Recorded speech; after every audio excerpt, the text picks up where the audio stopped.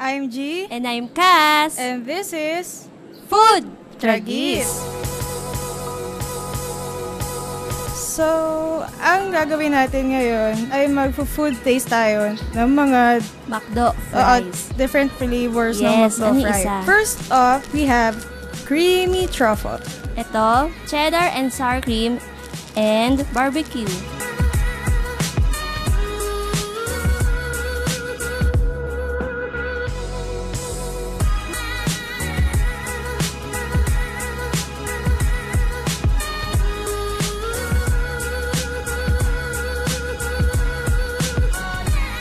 So, Cass, ano yung una natin titikman dito? Creamy truffle. Creamy truffle.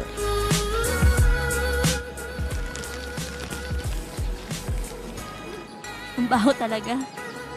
Manamis-namis na ano. Lasa siyang egg. Yung amoy niya ang baho. Hindi talaga siya masarap. Nga pala, ang isang ganito is 70 pesos. Next nating titikman ay yung cheddar and sour cream.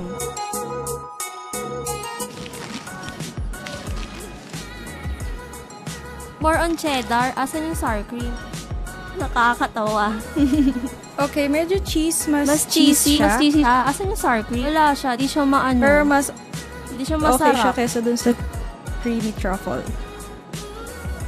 Oo, ganun din yung amoy niya. Oo, sa ano, sa amoy. And lastly, we have barbecue. Barbecue. Ito mabango, masarap, anghang. Pero ito yung pinakamasarap sa lahat. Barbecue ako. Sobrang anghang, di siya pwede sa mga bata. So, dito sa tatlo, Mas sulit kapag barbecue. Ayun ba sila Ang nito? ina-recommend ko lang, barbecue flavor. kami po si G. Cass, And ito po ang Food Tragis.